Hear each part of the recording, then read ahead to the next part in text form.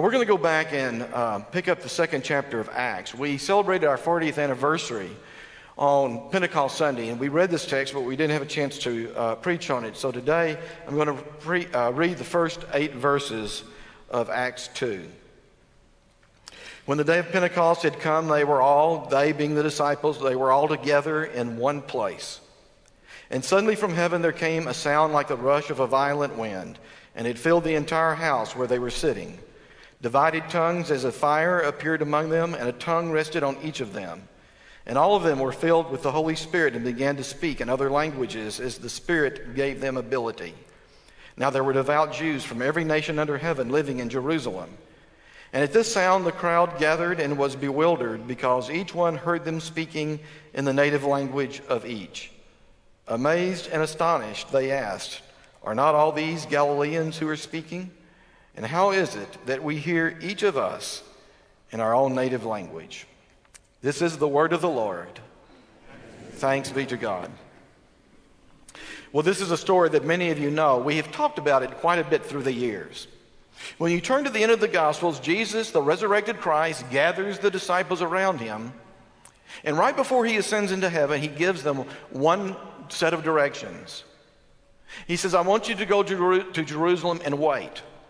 Don't do anything, just go to Jerusalem, sit in the synagogue, and wait."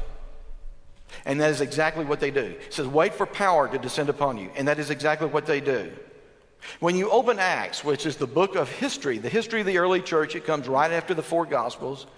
When you open Acts, it says right there in the first chapter of Acts, the writer of Acts reminds us that Jesus told the disciples to go to Jerusalem and wait. And so this morning we read this remarkable text about the disciples sitting in the synagogue, and it says, and they were all together in one place. I don't know if you've ever thought about that, but I think that one phrase is a rather remarkable and powerful phrase. It says, they were all together in one place. You might note that it does not say they were all connected. It doesn't say they were all connected by Facebook. It does not say that they were all connected through Twitter. It does not say that there's a conference call and some of them were Skyping in. It doesn't say that some of them were phoning in on Google+. I just go through that list because I want you to know that I'm very cool and I know all these technologies. I don't know how to use them, but I know the names of the technologies. It says they were all together in one place. That's a powerful thing, isn't it? When people are all together in one place. Do you remember the old family reunion that you used to have in your family? When I was growing up in Dallas, there was we called it the Christmas party, the Hood Christmas party. My maternal grandmother's maiden name was Hood. And sometime in the first 2 weeks of December, all the Hoods from all over Texas would come and gather here in Dallas, and we'd have this wonderful Christmas party. There were lots of them. I remember asking my mother after the party, year after year after year, now who was that? Who was that? I couldn't remember all their names, but the faces I always remembered. And I knew there was just something powerful that took place as we all came together in one place. The high school or the college reunion. I wrote about a column about this a couple of years ago. I went to my 45th high school reunion, Denison, Texas. I had never been back. And I remember how absolutely scared I was going back to see these people that I had not seen in over 40 years. And I wondered what it would be like. And something remarkable, mysterious happened. I walked into the room where everybody was, and all of a sudden, it was like nothing had changed. The guys I played football with, they asked me to say the invocation. We were joking around like nothing had changed. I told my wife on the way home, I said, I didn't know whether I was 62 or 17 in that room. The power of everyone being in the same place. The family dinner. God knows it doesn't happen often enough these days, does it? But every once in a while, you'll get the family together. You'll sit around the table, and maybe you'll hold hands. Maybe you'll say grace. I hope you do, because it's pretty powerful. Everyone together in the same place. So powerful. The problem is that we're living in a time in which we are rarely together in the same place. We're living in a time where the institutions that bring us together and weave us together are being shattered. We live in a time where people feel more and more isolated, more and more lonely. We live in a time when it is really, honestly, very, very challenging to get everyone in the same place. You know what preachers talk about these days when they get together? This has become the number one topic wherever I go, and there are pastors there of all denominations. It's what happens on Sunday morning. Terrific crowd this morning. Congratulations. But you see, we're all dealing with this, and you already know it. Sunday morning has become the prime time for whatever you want to name. Football, baseball, softball, soccer, dance contest, cheer contest. This is the prime time for all of those events. And believe me, I'm not judging anybody today. We know what kind of challenges and pressures families are under these days. So I understand the struggle here. Not too long ago, I got a text on a Saturday night from a person that the bishop would know, one of the leading pastors in the Texas Conference. He lives in Houston. Big pulpit preacher. He said, "Don, are you going to be in the pulpit tomorrow morning?" I texted him back. I said, "Yes." He said, "Great, I'm going to be there." He came in jeans and tennis shoes. He was here for his daughter's cheer contest. I told the staff the next day, that just about says it all, doesn't it? When one of the big steeple preachers from Houston is here for his daughter's cheer contest on Sunday morning. The truth of the matter is, and I've been suspecting this for a long time, but now we've got research, that the fabric that weaves us together, the institutions that are so important to us in terms of bringing us together, are being shattered. And you can see the results nearly every place you go in America today. I don't often do this, but I'm going to read some to you today. This is some research. I like reading David Brooks, a columnist for the New York Times. He writes more about social and cultural issues, psychology and sociology, than he does about politics. He's one of the brightest men in America, I think. He's a relentless researcher. He especially knows how to collect research and make a point out of it. And so this is a column that he wrote this past week, maybe 2 weeks ago. Many of you know this. Google has released a database of 5.2 million books that were published between 1500 and 2008. And there's a very powerful search engine that you can type in a phrase or a word. You can search all these books that have been written in the last 5 centuries. So here's what he's discovered. I'm quoting from David Brooks now. "I'd like to tell a story about the last half century based on studies done with this search engine. The first element in this story is rising individualism. A study, and I'm not going to name the people because I don't have to pronounce those names, but a study found that between 1960 and 2008, individualistic words and phrases increasingly overshadowed communal words and phrases. In other words, we're losing our sense of community in the church, in the synagogue, and other places. Over those 48 years, words and phrases like personalized, self, stand out, unique, I come first, I can do it myself were used more frequently. Communal words and phrases like community, collective, tribe, share, united, band together, and common good, these words receded from our vocabulary.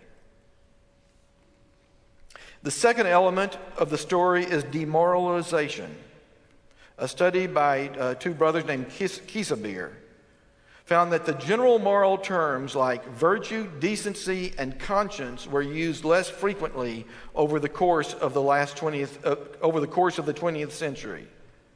Words associated with moral excellence like honesty, patience, and compassion were used much less frequently.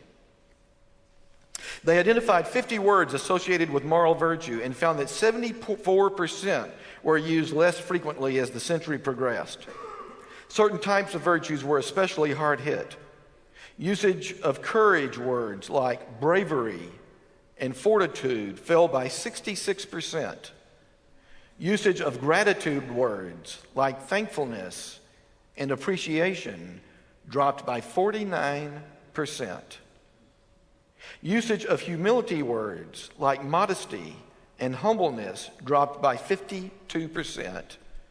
Usage of compassion words like kindness and helpfulness dropped by 56%.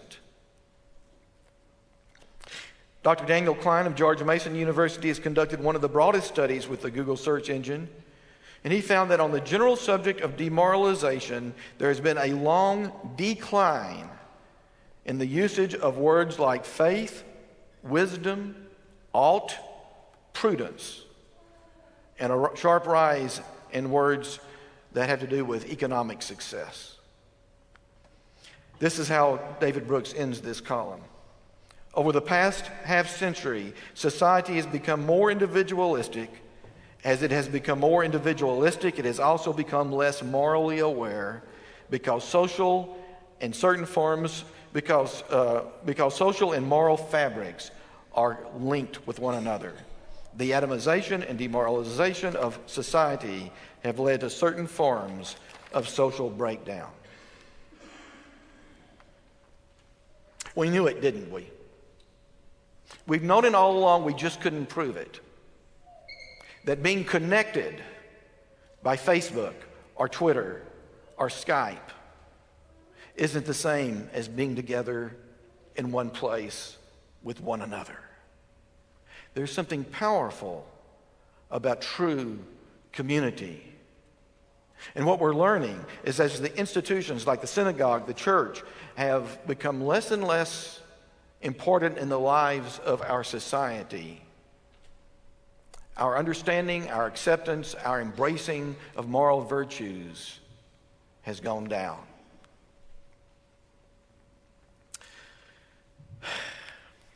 There's more. I'm going to share with you some research about a very difficult topic, but it's one we need to talk about. Very important piece of journalism in Newsweek a few weeks ago by Tony Dokapil, I think that's how you pronounce his name, on the subject of suicide. The suicide rate for Americans 45 to 64 has jumped more than 30% in the last decade. Among white, middle-aged men, the rate has jumped by more than 50%. In wealthy countries, suicide is now the leading cause of death for men in their 40s. It is a top 5 killer for men in their 50s. And the burden of suicide has increased by double digits in both groups since 1990. The situation is even more dramatic for white middle-aged women who experienced a 60% rise in suicide in that same period. The picture is grim for women in high-income countries where self-harm trails only breast cancer as a killer of women in their early 40s and has become the leading killer of women in their 30s. This research also identified the 3 most important factors that are in place when a person decides to take their own life. I don't think it's going to surprise you. The feeling of loneliness or isolation, the feeling of uselessness, and losing the fear to take one's life. So because of time, I've had to kind of do away with the middle part of this sermon, but I want to say a word about the power of the church, the importance of the church. I think it's more important than at any time in the 2,000-year history of the church. When we talk about 2 of those factors that are leading causes of suicide, a feeling of isolation or loneliness and a feeling that one's life no longer has any purposefulness, what greater institution to address those 2 issues than the church? And I don't know how to address this, how to turn it around, but I do know that if our society is to continue to be healthy, if we continue to nurture people in healthy ways, the role of the church is more important than ever before. And we need to come together as members of the church and say, look, being together in one place is irreplaceable. It is irreplaceable. The role of the church, more important than ever before. A number of years, a friend of mine called me. And let me tell you, when I tell a story like this, you can rest assured that either the person has given me permission to tell the story or it happened so many years ago that nobody would possibly know who I'm talking about. A number of years, a member of this church called me one night late in the evening about 8 o'clock. And he said, Don, I need to meet with you right now. I said, well, it's late. Is it really all that important? Can we meet in the morning? He said, no, I need to meet with you right now. I said, okay, I'll meet you at my office. This was in the days when we were on Glencliff. So I got in my truck. I drove up to my office on Glencliff. He came into my office. He sat down. I said, what's up? He said, well, I just needed to sit here and thank you. He said, I was sitting around by myself earlier tonight, and I realized after all these years that I have never thanked you. And I said, well, look, if you're telling me that my columns have meant something to you through the years, or that maybe a sermon or two has had an impact on your life, I'm appreciative of that, but we didn't need to meet up here for that. He said, no. He said, I came to tell you, thank you for saving my life. I said, well, I think it's a little exaggeration to say that I've saved your life. He said, no. I came to tell you thank you because you saved my life. And then he went on. He said, do you remember a number of years ago when I was going through my divorce and you called me one night? I know a lot of people and I make a lot of phone calls. I can't tell you how many hours I spend on the phone. And it would not have been unusual at all for me not to have remembered that phone call, but for some reason I did.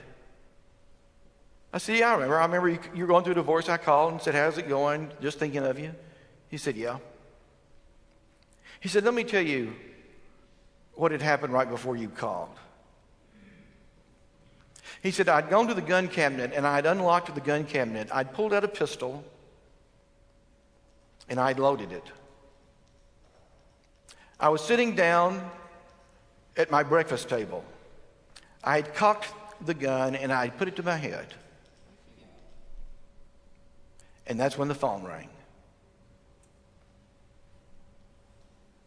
You saved my life.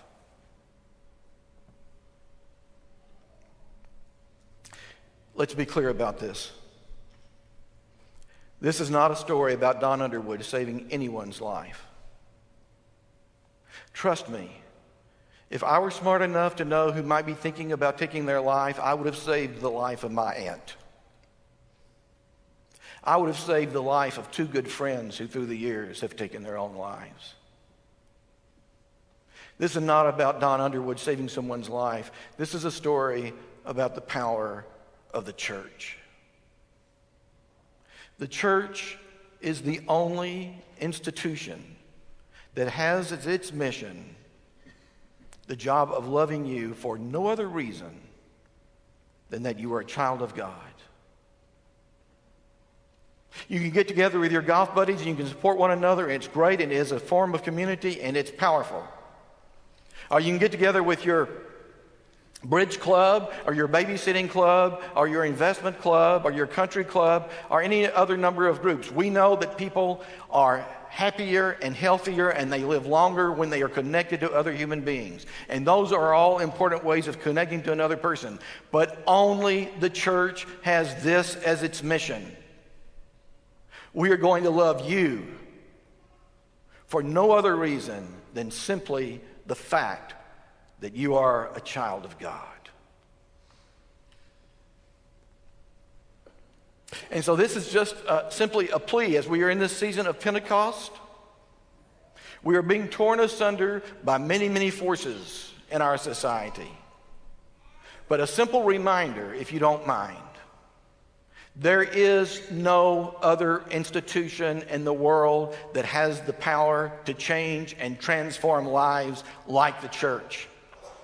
Because our only job is to love others simply because they are the children of God. And amazing things happen when we are all together in one place. Thanks be to God. Amen.